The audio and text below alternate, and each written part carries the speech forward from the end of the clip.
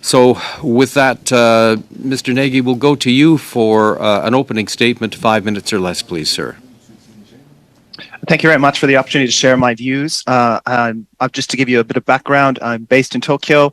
I've lived in Tokyo, and I see China relations and Canada-China relations from Tokyo, but I've also spent 5 years in Hong Kong as well. I'd like to start with a statement, and I think it's really important. The cardinal rule of diplomacy is never to make binary choices. And I think this is really critical as we discuss Canada-China relations and how we move forward.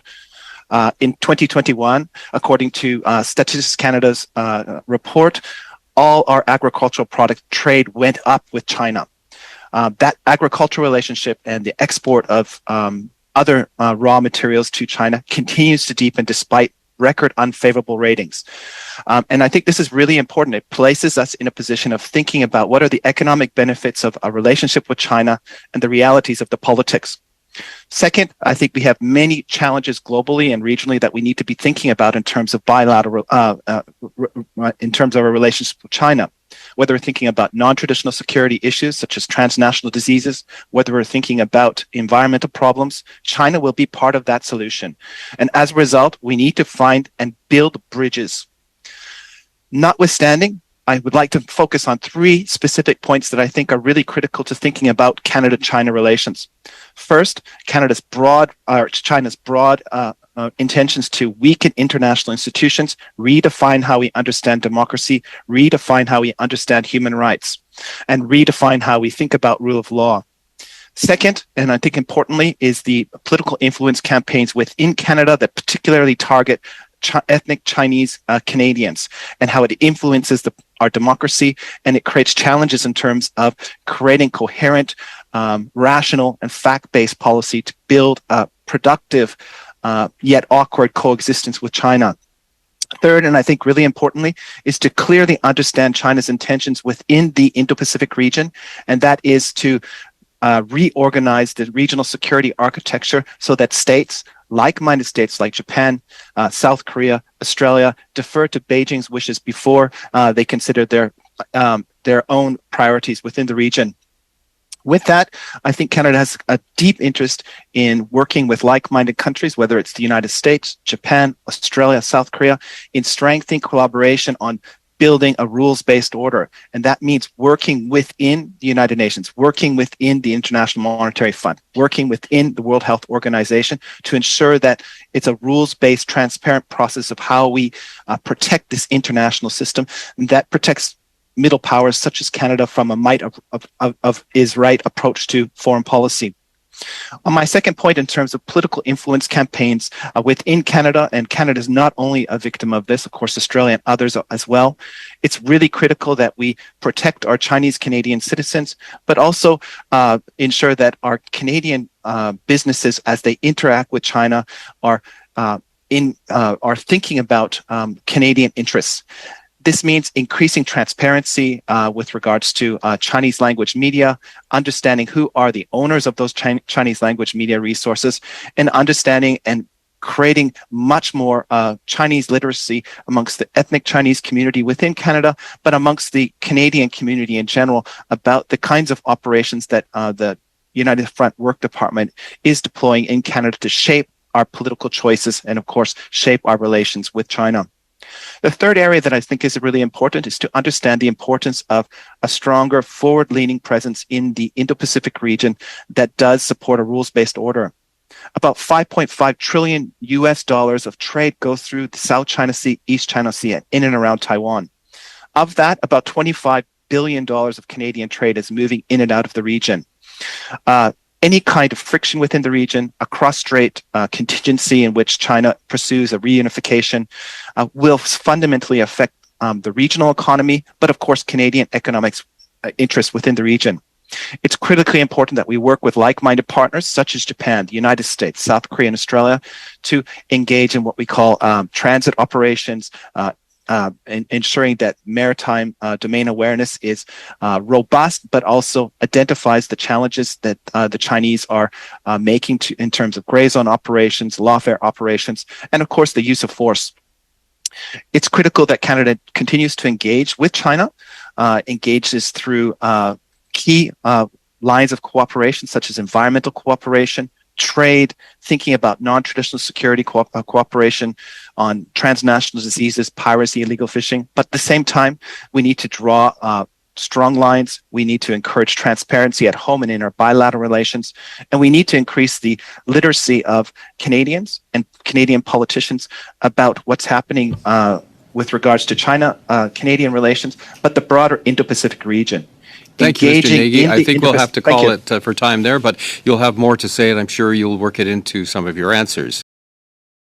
I want to begin with Professor Nagy, and I'm just sorting out a couple of your remarks. You said in your remarks that it was important for Canada to work with allies, the United States, Japan, and Australia, and others you mentioned in our geopolitical strategy and in sorting out our relationship with China. You've also written that it's important for Canada to differentiate from the United States in our approach on the Indo-Pacific, which includes China. So I'm just wondering where that is. Is one on national security issues or international security issues, the other on trade and commerce, or where should we be, in your opinion, aligned, and where should we differentiate with particularly the United States? Yes, thank you very much for your question. I think it's critical for us to continue to ensure that we are an independent stakeholder with regards to our bilateral relationship with China, but also our relationships within the Indo-Pacific.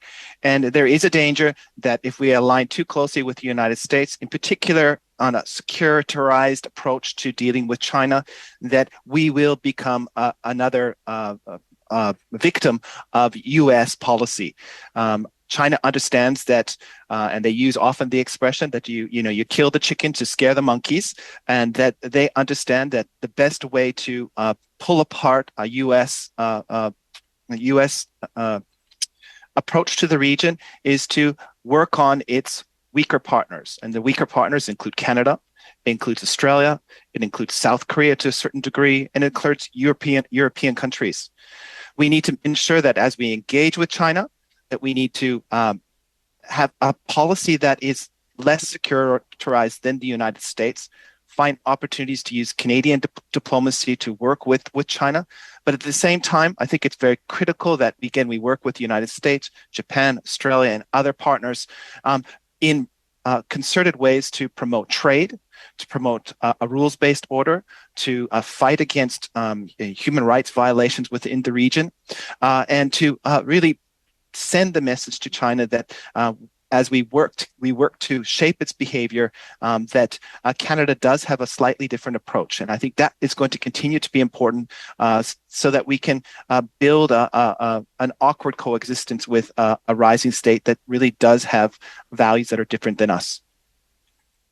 Next question will be to both you, and it builds on that one, because tonight we've been hearing conflicting testimony, and Ms. McPherson sort of raised it as well. We've been hearing one witness tonight said that we should have no diplomatic relations with China, but then also said we should reconstruct our relationship with China, so I'm kind of confused what he really meant.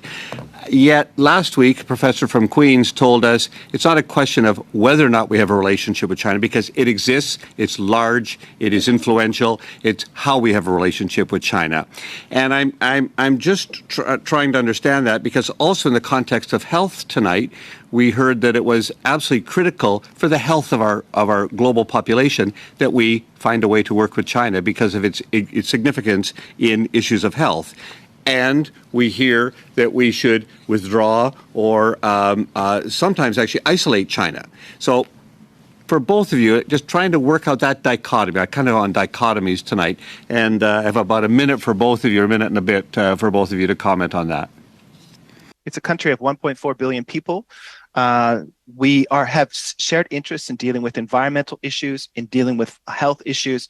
We have to find a way to work with China. It has considerable resources that can be used to deal with these challenges. And I think that those are clear areas or crosswalks that Canada can engage with China. But of course, there's red lines where we need to be very, very upfront. We need to be transparent, and we need to ensure that China understands that on human rights, on interference in our democracy, on interference in the democracies of like-minded countries like Japan, like Australia, that we will stand by our partners to ensure that the system that we have benefited from and is core to our prosperity remains intact.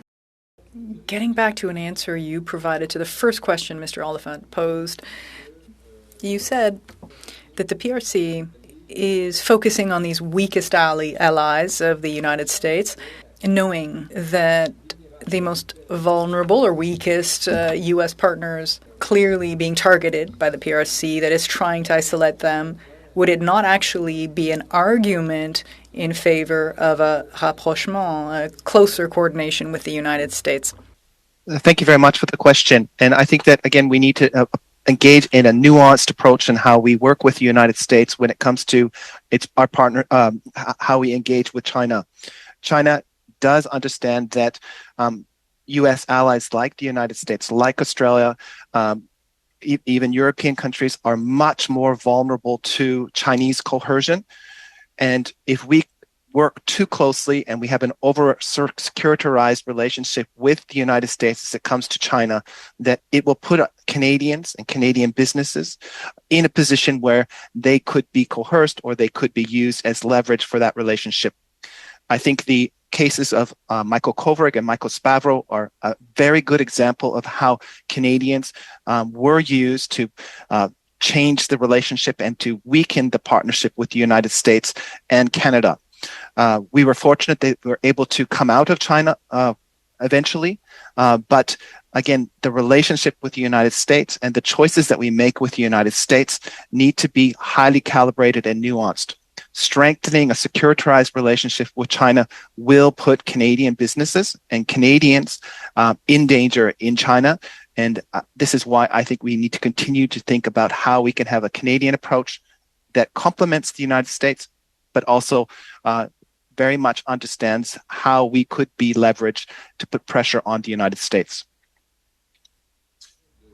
Since the establishment of this special committee in the last parliament, 3 foreign affairs ministers have come before us. Now we're at the third. We're at our third minister. First minister was Minister Champagne, and he promised a new China policy. And here we are. There's no more talk of a new policy for China, but Indo-Pacific, an Indo-Pacific China policy, rather. Some people would critically say that it's a way for the government to avoid the importance of actually having a policy on China. Others would say that it's a way of facilitating synergy between Indo-Pacific region states, and the purpose being to better affect the conduct of the People's Republic of China. What do you think of this, Mr. Nagy? I think it's really critical for us to engage in with China through an Indo-Pacific strategy. China is part of the region. It is not the region. And as we engage in the region, we work with like-minded countries like Japan, like South Korea, like Australia, like Singapore, but also countries that do have different political systems like Vietnam. As we work with those partners, we can create a more robust, institutionalized, rules-based region that can potentially shape Chinese behavior over the long term. If Canada is not part of that, we use an expression, if it's not at the table in creating the regional rules and supporting the regional rules, it's on the menu. And I think this is a very, very critical part in how we engage with China, is by creating and shaping the Indo-Pacific region with like-minded countries that have significant resources that complement Canadian resources.